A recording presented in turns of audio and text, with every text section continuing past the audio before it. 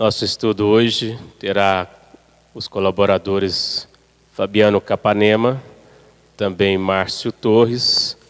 Quem quiser fazer perguntas aí pode levantar a mão. Temos voluntários aí com papel e caneta nas laterais para auxiliá-los. Hoje o nosso estudo é com o livro O Evangelho segundo o Espiritismo. Estamos na página 254, o item número 30, o título Ação, Ato de Submissão e de Resignação. Ato de submissão e de resignação. Capítulo 28 do livro Evangelho segundo o Espiritismo, coletânea de preces espíritas. Prefácio. Quando um motivo de aflição nos atinge, se lhe procurarmos a causa, acharemos frequentemente que é a consequência de nossa imprudência, de nossa imprevidência ou de uma ação anterior. Nesse caso, não devemos atribuí-lo senão a nós mesmos. Se a causa de uma infelicidade é independente de toda participação que seja nossa, é ela uma prova para esta vida ou a expiação de uma existência passada. E neste último caso, a natureza da expiação pode nos fazer conhecer a natureza da falta, porque somos sempre punidos naquilo em que pecamos. Capítulo 5, número 4 e 6 e seguintes. No que nos aflige, não vemos, em geral, senão o mal presente, e não as consequências ulteriores favoráveis que isso pode ter. O bem, frequentemente, é a consequência de um mal passageiro, como a cura de uma doença é o resultado dos meios dolorosos que se empregam para obtê-la. Em todos os casos, devemos nos submeter à vontade de Deus, suportar com coragem as tribulações da vida, se quisermos que nos sejam tidas em conta e que estas palavras do Cristo nos sejam aplicadas. Bem-aventurados aqueles que sofrem. Capítulo 5, número 18. Prece. Meu Deus, sois soberanamente justo. Todo sofrimento neste mundo deve ter, pois, sua causa e sua utilidade. Aceito o motivo de aflição que venho de experimentar, como uma expiação das minhas faltas passadas e uma prova para o futuro. Bons Espíritos, que me protegeis, dai-me a força de suportá-lo sem lamentação.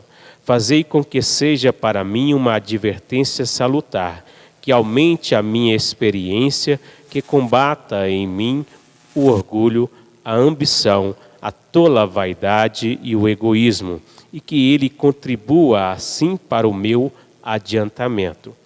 Outra prece. Eu sinto, ó meu Deus, a necessidade de vos rogar, dar-me a força para suportar as provas que vos aprouve me enviar. Permite que a luz se faça bastante viva em meu espírito, para que eu aprecie toda a extensão de um amor que me aflige por querer me salvar. Eu me submeto com resignação, ó meu Deus, mas, ai de mim, a criatura é tão fraca que se vós não me sustentais, temo sucumbir. Não me abandoneis, Senhor, porque em vós não sou nada. Outra prece. Elevei meu olhar para ti, ó Eterno, e me senti fortalecido. Tu és a minha força, não me abandones.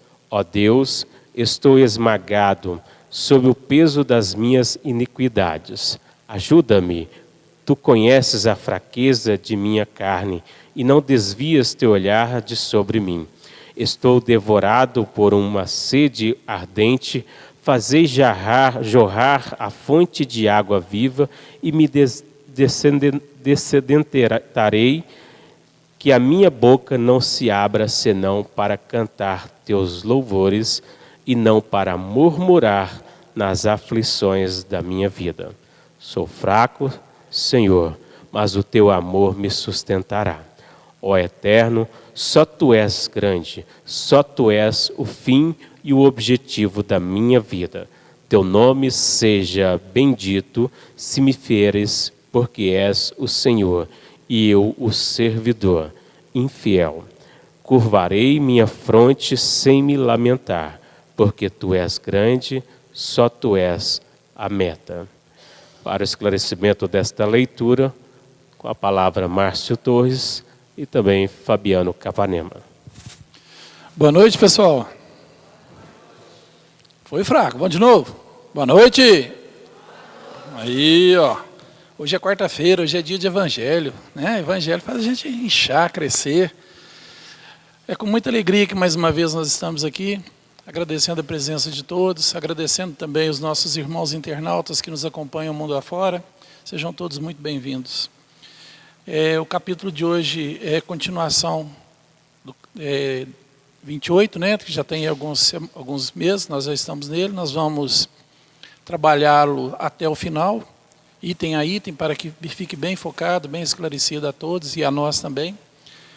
E o nosso amigo Fabiano, a quem eu agradeço a presença, vai fazer para nós uma explanação de 15 minutos, logo em seguida nós vamos começar a responder as perguntas. Aqueles que estão vindo a primeira vez, a gente informa que o estudo é interativo.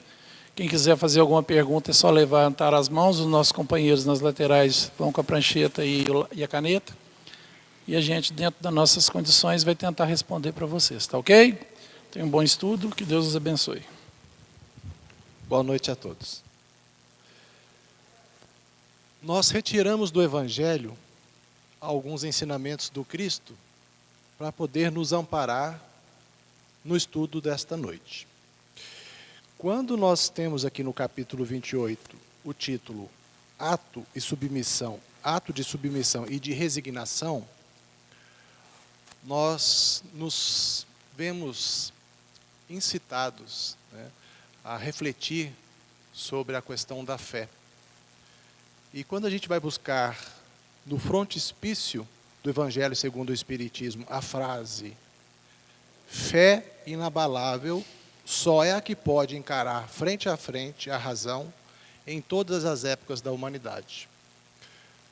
A fé inabalável é a fé que está nutrindo o ser que busca conhecimento, busca no ensinamento do Cristo a forma de encarar a superação de si mesmo. Porque nós estamos todos aqui reencarnados, cada um de nós, com uma história de vida pregressa, com um objetivo de vida, seja qual for, seja de buscar sustento para os nossos familiares, de estudar, buscar subsistência na vida, de amparar um filho, um pai. Todos nós temos uma missão. Mas é importante a gente estudar o Evangelho do Cristo, porque ele nos chama, é um chamamento constante, para que a gente possa refletir no real sentido da vida. Porque nós estamos numa trajetória terrena, buscando a nossa redenção espiritual. E por isso que é importante fé. Porque nessa nossa caminhada, nós não temos só situações boas, um mar de rosas.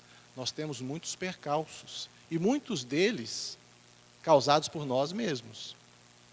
Outros são situações do próprio mundo em que a gente vive. Mas aqui é interessante a gente fazer um comentário sobre a questão do mundo, das vicissitudes, das dificuldades que a gente encontra externas, mas principalmente no nosso mundo íntimo. Porque essa fé inabalável nós só vamos conseguir paulatinamente, assim como Paulo de Tarso fez, né? Com muito esforço ele foi conquistando aquela fé ao ponto dele chegar a falar: já não sou eu mais quem vivo, mas o Cristo é quem vive em mim. Ele conseguiu, pela trajetória de espírito imortal, né? Ele chegou àquela condição de defender as leis de Moisés e, inclusive, empreender por um momento de ignorância, de desconhecimento da realidade, né, da realeza de Deus e da própria condição espiritual do Mestre, do Cristo, que ele empreendeu uma perseguição aos homens do caminho. No entendimento dele, naquele momento, ele estava defendendo a lei mosaica, a lei de Deus. Então, quando o Cristo vai buscá-lo às portas de Damasco, isso aí também tem um sentido figurado, não necessariamente ele estava ali postado diante das portas da cidade, isso foi no caminho.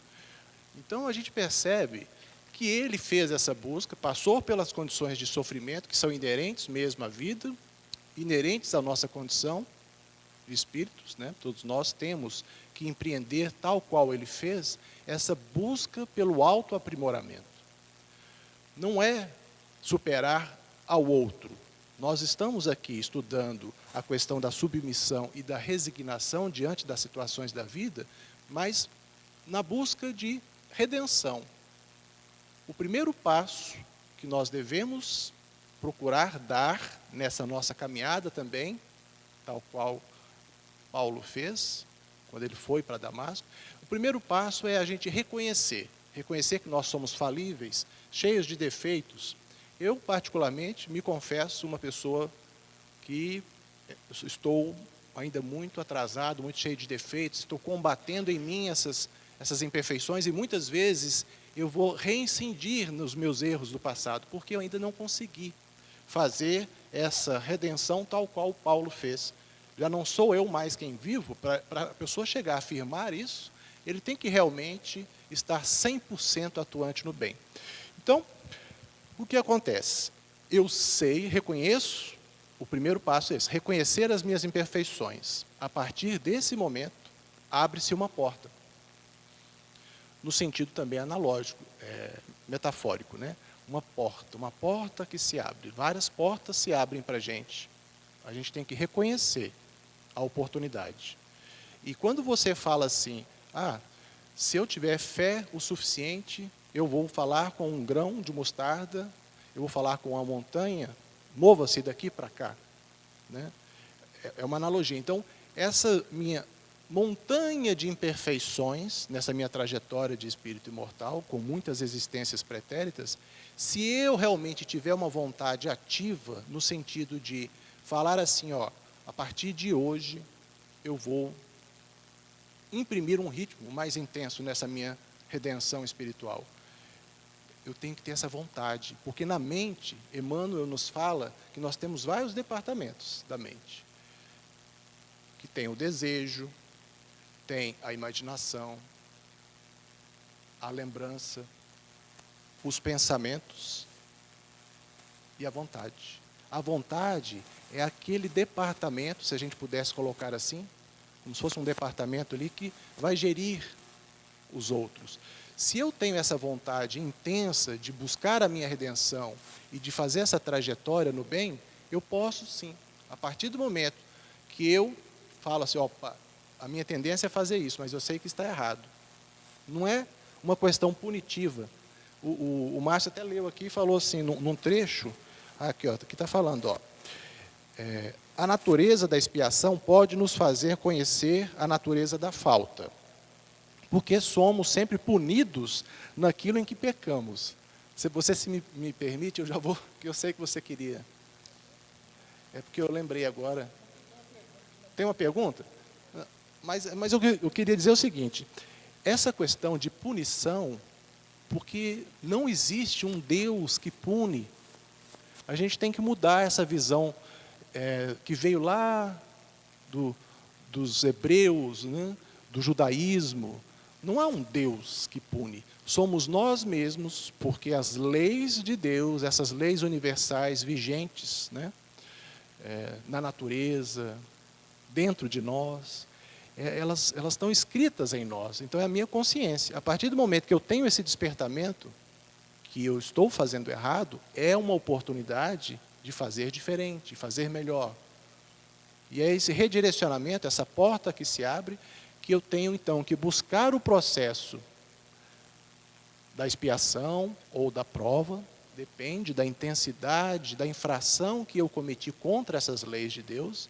A partir desse momento, então, eu posso empreender esse caminho de redenção espiritual, passando pela reparação.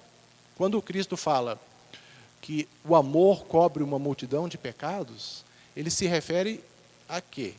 Cobrir. Eu pego esses pecados aqui e vou cobrir com amor. Mas não quer dizer que eu eliminei. Eu agora muito estou buscando a minha reparação do meu passado, estou me esforçando, mas o que foi feito dentro da lei de causa e efeito exige uma reparação diante das leis de Deus. Então, se eu agora, com a minha proposta de mudança íntima, buscar o amor de forma intensa, eu vou sim, do jeito que o Cristo nos ensinou, cobrir, mas ainda fica gravado, vincado na minha mente, no meu corpo mental, no meu perispírito. Então, essa experiência, no bem ou no mal, é um patrimônio de todos nós. É um patrimônio que a gente carrega conosco, para que a gente possa sempre agregar experiências, preferencialmente no bem, e fazer esse nosso crescimento espiritual. Então, Márcio, eu queria só fazer essa pequena preleção aí sobre resignação e sobre submissão às leis de Deus, não esse Deus punitivo, mas um Deus que oportuniza para a gente experiências de reparação, e você disse que tem algumas perguntas e a gente pode ir avançando aí, né? Você quer que faça uma preleção um pouco maior? Pode continuar o raciocínio? Ok, quando você achar que deve, então você me interrompe e faz as perguntas aí. Aí, quando o Eurípides estava lendo para nós a lição, o capítulo 28, ato e submissão e de resignação. E esse capítulo fala das coletâneas de preces espíritas. Eu fui anotando algumas coisas aqui. Aflição, sofrimento, muitas vezes causados pela nossa imprudência. É o que está no texto. Gera-se, então, uma necessidade de reparação. Punição, somos nós mesmos, principalmente quando a gente está nessa fase de intervalo, por exemplo. Eu estou aqui com um orgulho me causando uma miopia espiritual do que é realmente a necessidade da vida. Mas, quando a gente passa pelo processo do desencarne e da morte, que são distintos, né, morre o corpo físico, transforma-se essa matéria, que vai ser reaproveitada, segundo a lei de Lavoisier, né? Nada se perde, tudo se transforma. Então, mas aí quando eu passo então pelo processo de desencarnação, eu vou desvencilhar-me dessa roupa que agora não está mais tendo utilidade, porque agora eu estou no plano espiritual. Aí vem um período de perturbação, mas logo em seguida vem um período em que a gente está muito mais, a consciência muito mais aflorada do que eu fiz, da minha trajetória. Inclusive nós temos, em alguns casos, reminiscências de existências anteriores. Certo que existe uma limitação para até quando a gente pode recuar no tempo para recobrar essas reminiscências. Recuar muito no tempo poderia ser perigoso para a gente, porque dentro dessa nossa trajetória nós mais erramos no passado do que acertamos. Então, se eu recobrar determinadas lembranças de coisas ruins que eu fiz, isso pode me prejudicar no meu psiquismo, no meu equilíbrio, para de agora em diante reparar as minhas mazelas. Mas o interessante que é isso. Então, aí a gente está na erraticidade, que é esse período de tempo entre a existência que acabou recentemente e uma nova existência. Porque nós evoluímos, nós progredimos intelectualmente e evoluímos moralmente, seja reencarnados ou seja desencarnados. Mas quando nós estamos na erraticidade, nós nos propomos a assumir uma nova oportunidade, na qual vamos, diante do aconselhamento da espiritualidade amiga, a espiritualidade superior, nos propor, definir projeto reencarnatório para que a gente possa, eu tive um desafeto muito grande e agora eu sinto uma necessidade, eu estou me cobrando uma oportunidade de reconciliação. Então, a espiritualidade, sabendo da minha necessidade, sabendo da minha intenção em reparar, ela vai criar situações, esperar o momento oportuno, daqueles que me receberão como pais, né, para que eu possa, então, receber essa oportunidade, esse talento, porque quando o Cristo usa também a analogia de que a gente não deve enterrar os talentos com medo de perder, né? Ele fala assim que a gente tem que multiplicar os talentos. Então, a reencarnação é também um talento, uma oportunidade da gente fazer esse processo nosso de redenção espiritual. Então, nos concede, e hoje nós estamos aqui. Recebemos uma oportunidade. O útero materno é a porta de entrada do espírito na matéria. Os pais concordam em nos receber como filhos. E a partir do momento que reencarnamos, então, temos a dádiva do esquecimento. Porque imagina se eu lembrasse de tudo aquilo que eu fiz, todas as minhas mazelas do passado. Isso seria um pouco mais complicado, esse processo de reparação, né, de reconciliação com o desafeto. Às vezes nós vamos nos encontrar no mesmo lar, afetos e desafetos. Então, a dádiva do esquecimento é para que a gente possa aprender, convivendo, a perdoar uns aos outros. Márcio, se você quiser, então. Então, vamos lá. Nós já temos algumas perguntas aqui, que estavam na caixinha ali. Nós já vamos começar a responder e quem sentir vontade de fazer pergunta é só estender as mãos. A primeira pergunta de hoje, eu vou ler a segunda porque ele já começou a responder ali.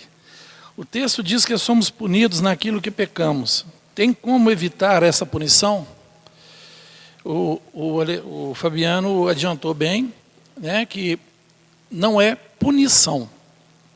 É uma oportunidade de reconstrução, de resgate. Porque punição é uma palavra um pouco agressiva, parece que meio kármica, né, meio fatal, né? É aquela lei de Talião, olho por olho, dente por dente. Né? Isso não existe. O que existe cada erro cometido, cada semente plantada, eu sou obrigado depois a colher. Ou seja, eu sou obrigado a ir lá e vivenciar, experimentar, para que eu aprenda, né, com aquilo. E qual é o aprendizado que Deus busca naquilo ali? Cada um vai ter o seu. Cada um vai experimentar e da forma como ele encara o problema, é que ele vai determinar o aprendizado.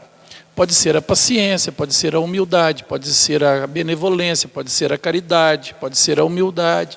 Isso aí cada um vai buscar o seu naquilo que a vida traz, que a gente entende como problemas, dificuldades, dores, doenças, né, obstáculos, dificuldade de todas as ordens. Isso aí são, como dizia Paulo, né, tudo aquilo que semear será que ceifar, né, ou que a gente gosta de falar para ficar mais fácil. A semeadura é livre, mas a colheita é obrigatória.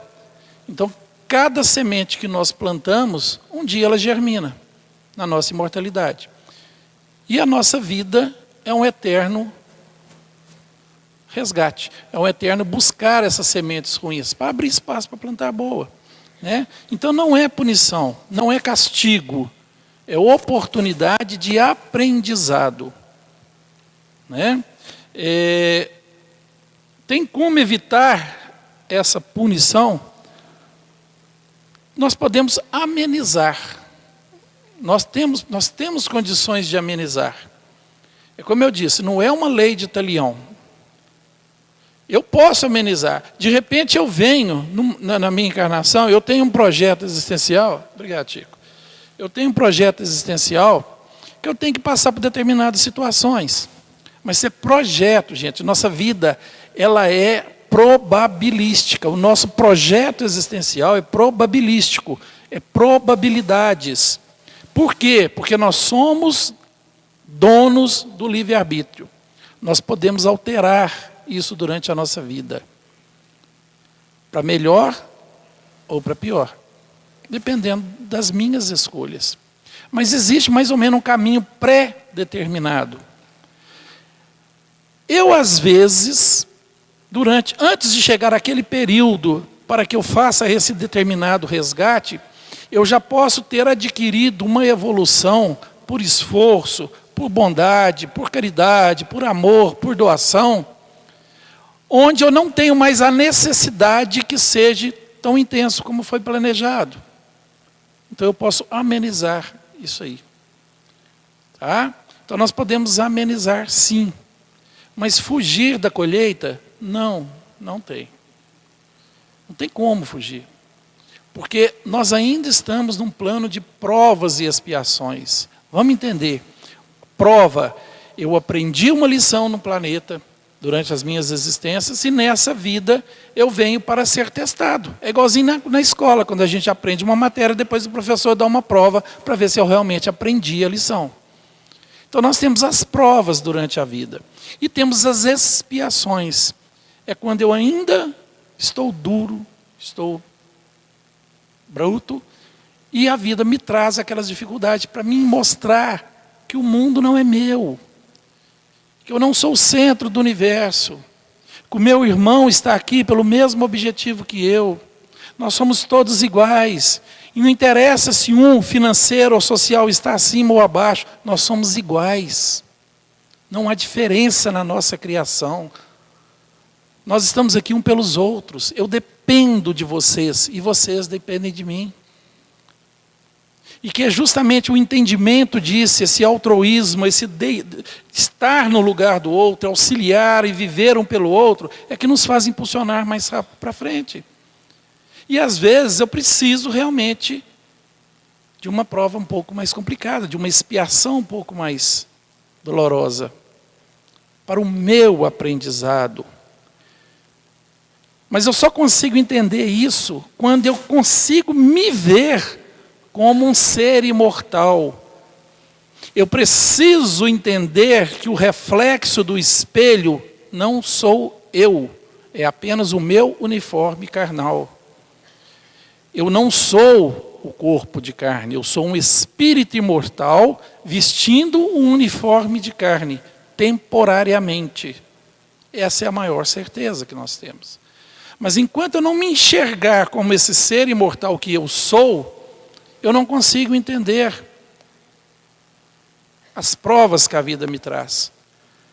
Porque que sentido teria tudo isso se é tudo só biológico, se eu sou só um ser orgânico que fui gerado num útero e quando eu for para o túmulo acabou. Isso não tem sentido, a vida não vai ter sentido nenhum. O evangelho perde sentido. A vida perde sentido.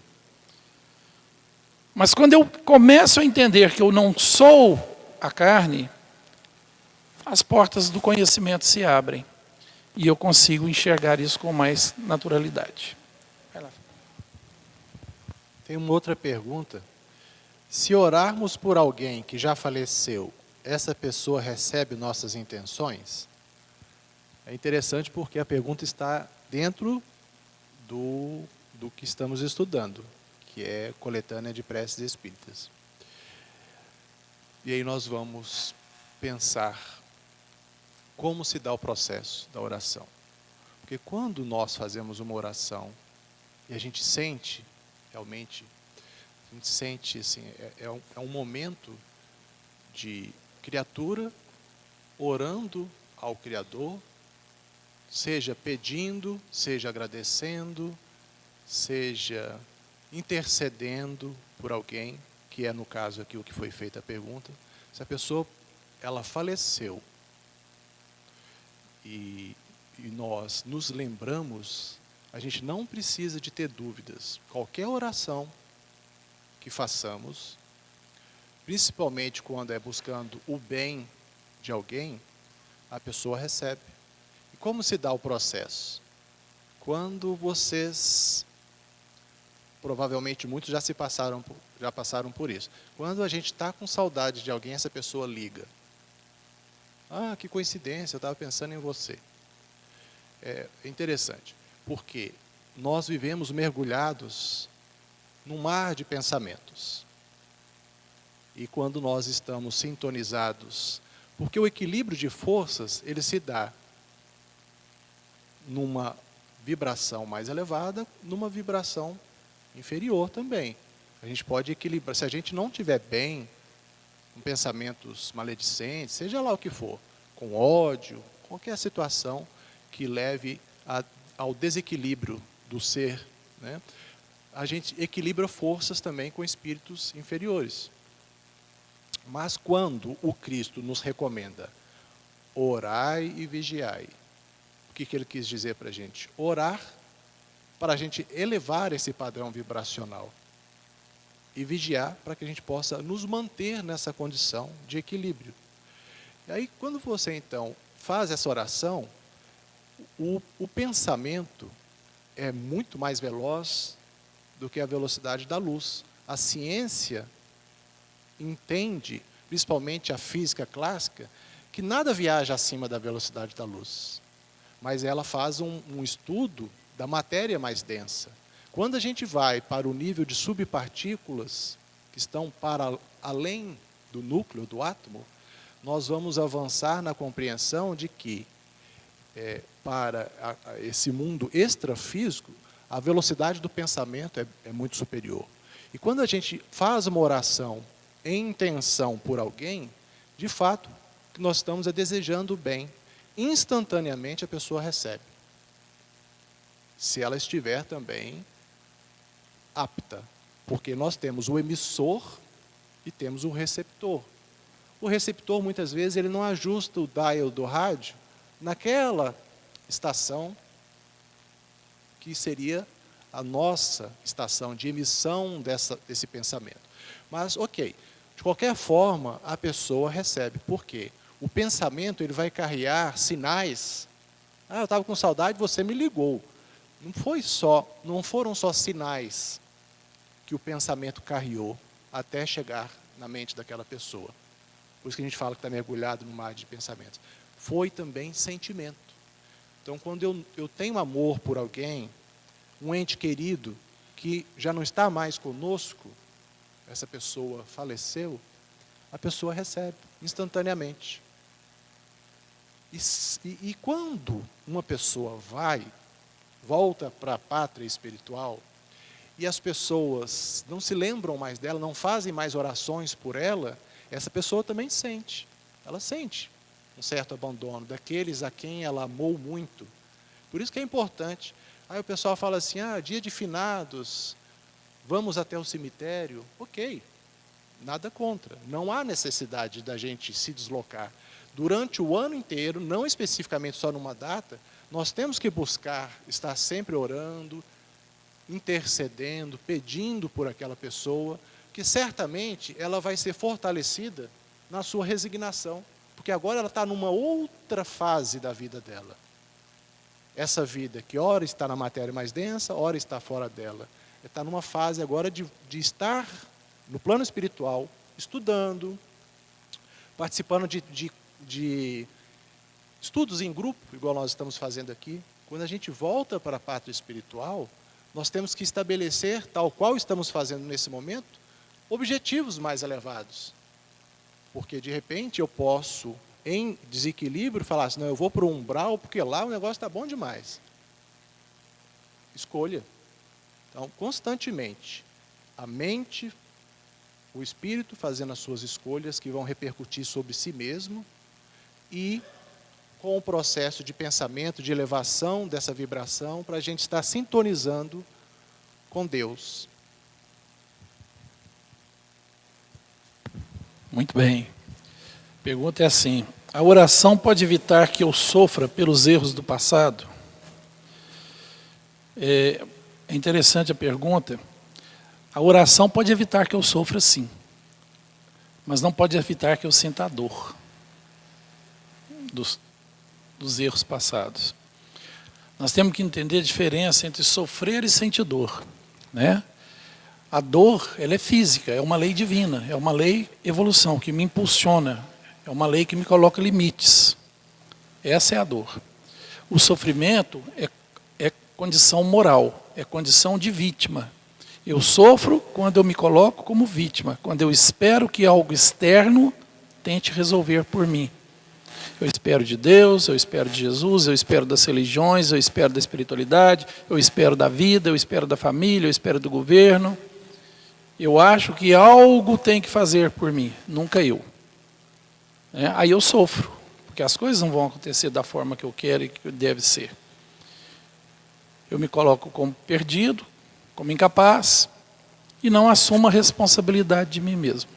Mas quando eu começo a orar, e oração é orar com ação, eu preciso agir, eu não posso simplesmente rogar e achar que as coisas vão se resolver sozinha, porque não vai.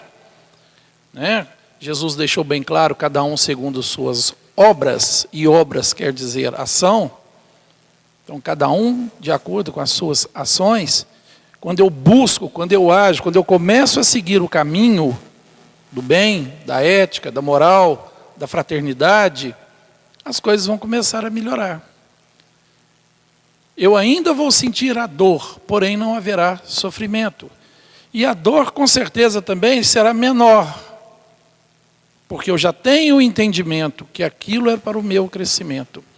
O subtítulo desse capítulo lido hoje é submissão e resignação. Olha que interessante. O que é a submissão? Submissão é eu aceitar me submeter às leis de Deus. É não revoltar contra elas. É eu entender que Deus me ama, é um Pai de amor, é um Pai de justiça, é um Pai de bondade. E tudo que Ele programou é a minha volta para próximo dEle, para que eu seja feliz no plano espiritual. No plano espiritual. Jesus, quando veio, deixou bem claro, a felicidade não é deste mundo. Nós temos momentos de alegrias, momentos felizes. Nós não temos uma felicidade plena, porque nós somos devedores. Nós temos muitas sementes ruins plantadas na nossa história evolutiva. E há necessidade de ainda buscarmos esse resgate, essa reconstrução de nós mesmos. Não é? Então, há necessidade. E a resignação. Resignar-me é eu entender, é eu aceitar, sem revolta, mas continuar trabalhando. Eu não posso revoltar com a vida que eu tenho. Eu tenho todo o direito de buscar melhorias, eu tenho todo o direito de ter sonhos, de ter as minhas buscas, as minhas conquistas. É direito meu. Mas eu não posso me revoltar porque hoje eu ainda não consegui, ou porque está difícil, ou porque a vida está me pedindo muito.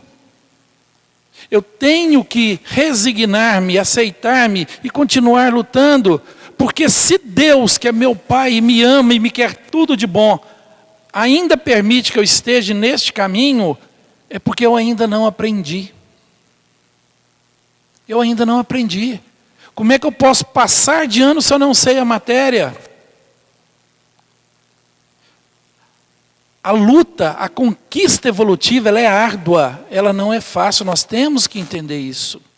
Gente, vamos imaginar uma escadaria, daqui até o céu. Cada degrau que eu vou subindo, chega um determinado tempo que ele fica mais difícil. Os joelhos já não querem ajudar. Imagina nós subindo um prédio de 20 andares na escada.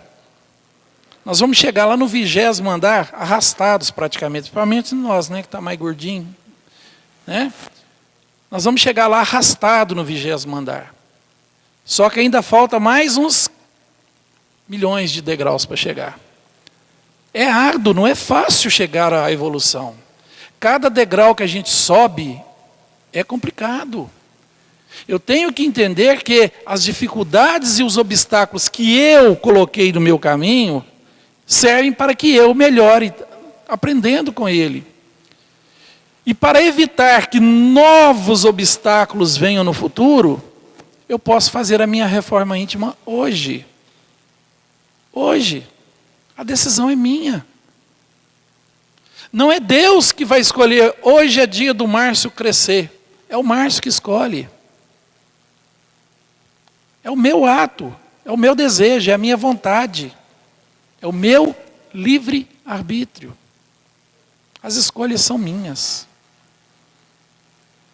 Chico falava assim: eu não posso voltar atrás e fazer de novo, mas eu posso começar agora e fazer um futuro melhor. Para que eu vou ficar preocupado com o que eu fiz? A própria lei de causa e efeito me traz as colheitas para que eu busque elas de volta. Então eu vou aceitá-las de boa, mas agora para frente eu vou começar a seguir.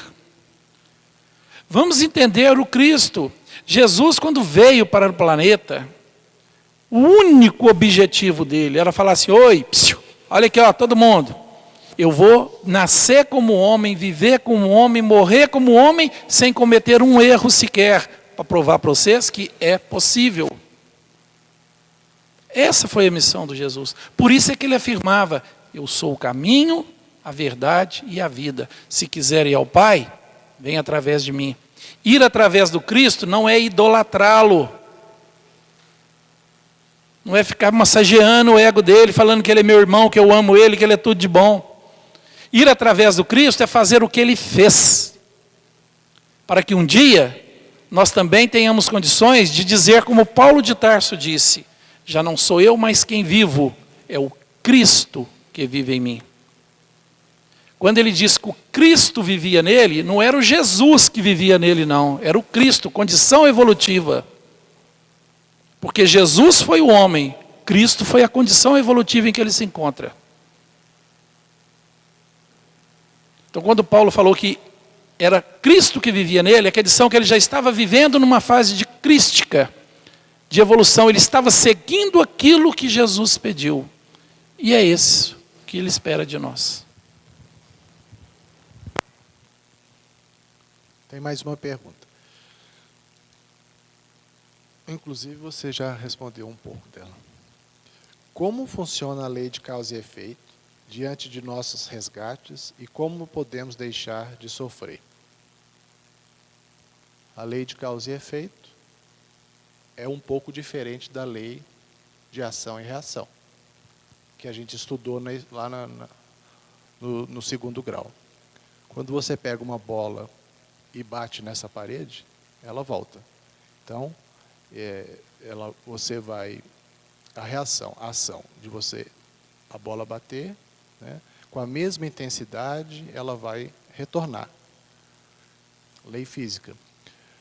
A diferença para a lei de causa e efeito é a seguinte: as coisas ruins e as coisas boas que eu fizer serão um patrimônio e também serão necessidades de reparação. Quando a gente faz as coisas ruins, infringe essas leis de Deus, obviamente, a consequência, quando desperta a consciência, é o sofrimento. Muitas vezes, uma condição de remorso, de culpa. E a dor moral é muito maior do que a dor física. Quando a gente fala, sofreu para morrer, agora descansou. A gente ouve falar muito isso. Ok, teve a dor física, no processo, muitas vezes, da enfermidade que levou ao desencarne. Mas a dor moral de nós não termos, por exemplo, reconciliado com alguém enquanto tivemos a oportunidade, essa passagem, esse retorno para a pátria espiritual, o sofrimento é muito maior. Então é interessante a gente até fazer uma distinção do que é dor física, do que é o sofrimento da alma. A oportunidade nos foi dada, muitas vezes por uma questão de orgulho, não quis dar o braço a torcer, não dei o meu passo no sentido de reparar essa situação de desafeto entre duas pessoas, e isso então vai causar um sofrimento muito grande. Então, como podemos deixar de sofrer, que é o que está perguntando? Fazendo o processo da redenção, reconciliando, fazendo o que o Cristo nos recomenda. Amar a Deus sobre todas as coisas e ao próximo como a si mesmo. Mas eu só consigo amar ao Márcio se eu estiver de bem comigo mesmo. Porque eu não posso dar ao outro aquilo que eu não tenho. Então, para que eu possa amar, eu tenho que me perdoar diante dessas minhas imperfeições, desses remorsos, me permitir essa trajetória de renovação. Porque o homem velho que eu sou precisa dessa renovação. Eu tenho que me predispor a isso, para então deixar o homem novo, muito mais agora ciente do meu compromisso de trabalhar na seara do Cristo, que esse homem novo possa então fazer a sua trajetória de redenção espiritual. Então, o sofrer é relativo também, porque nós podemos interpretar que o Cristo sofreu no momento da crucificação.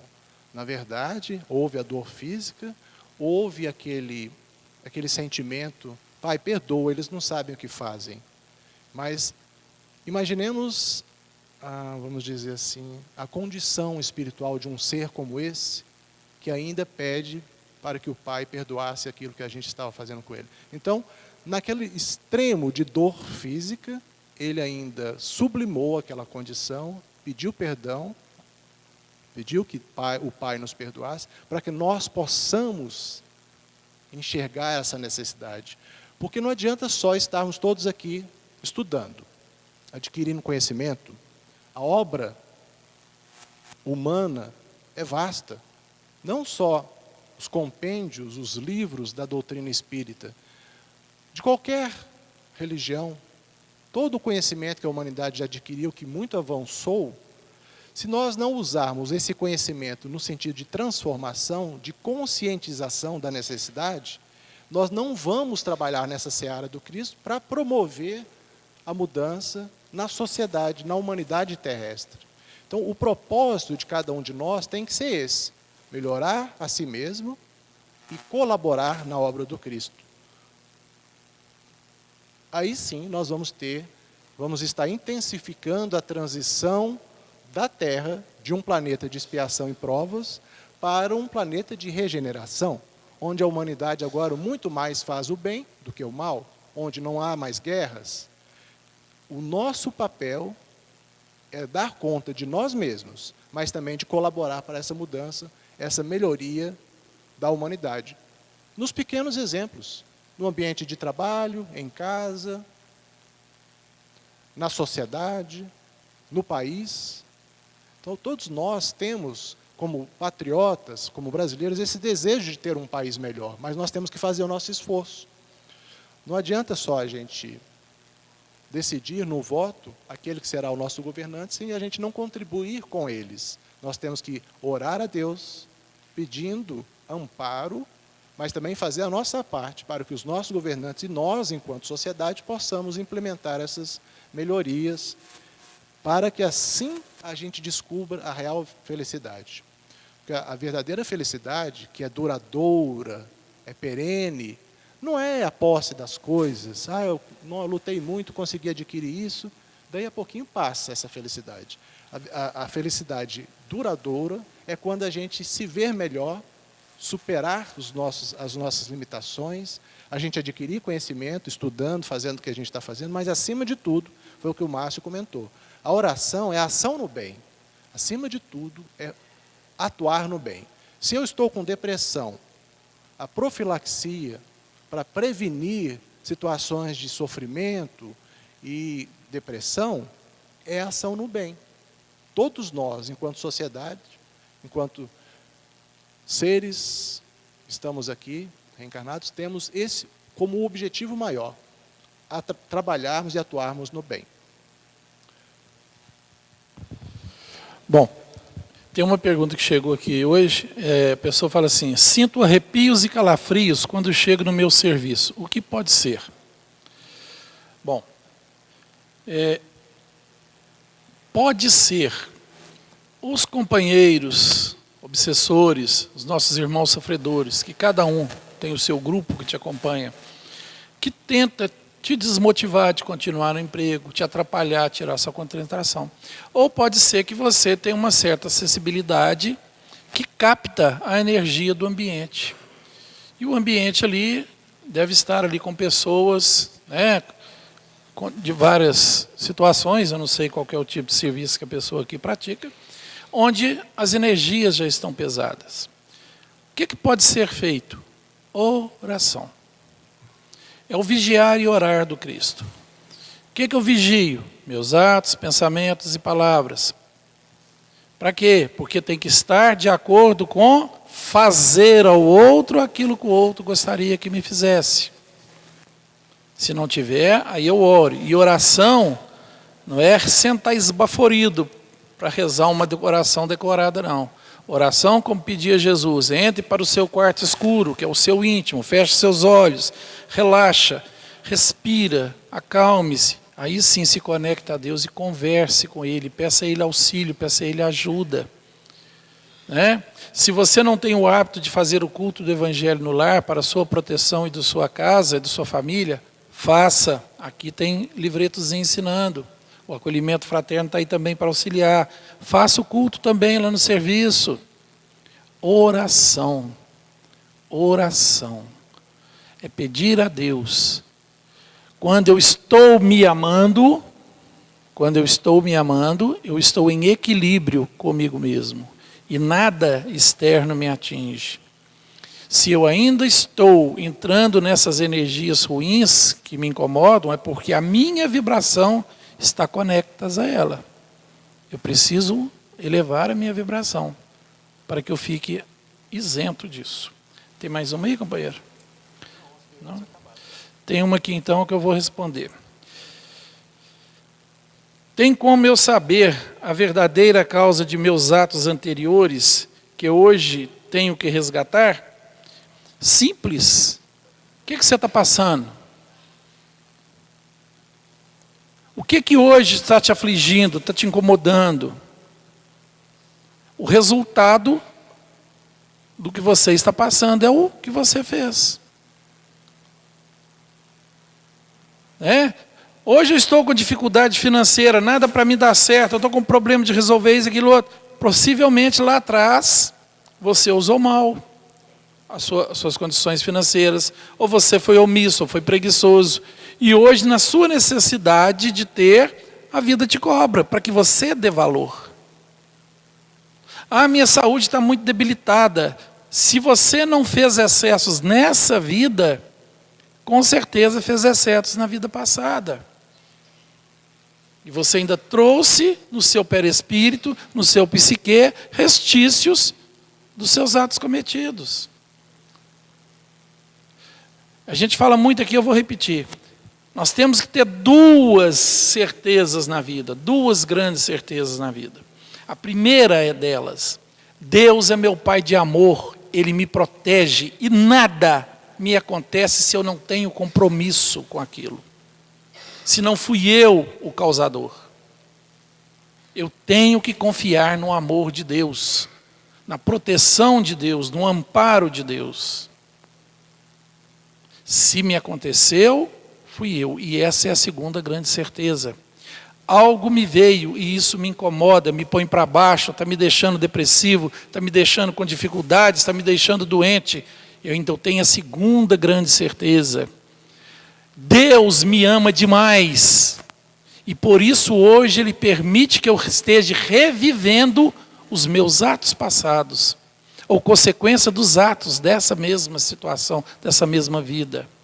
Para que eu aprenda, para que eu cresça, para que eu evolua, para que eu seja humilde, para que eu desenvolva a caridade, para que eu desenvolva o perdão, para que eu desenvolva a benevolência, para que eu desenvolva o amor. É para isso.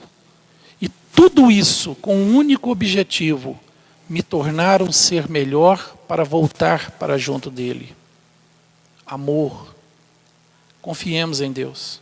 Agradeço a vocês a presença, que Deus nos ilumine, nos abençoe, tenham todos uma boa noite, o retorno para casa seja bem feliz, bem agradável, e que cada um ao sair dessa casa leve um abraço, um sorriso, uma esperança e uma boa oração a Deus por tudo que nós tivemos nessa noite de hoje. Que Deus nos abençoe e nos ilumine.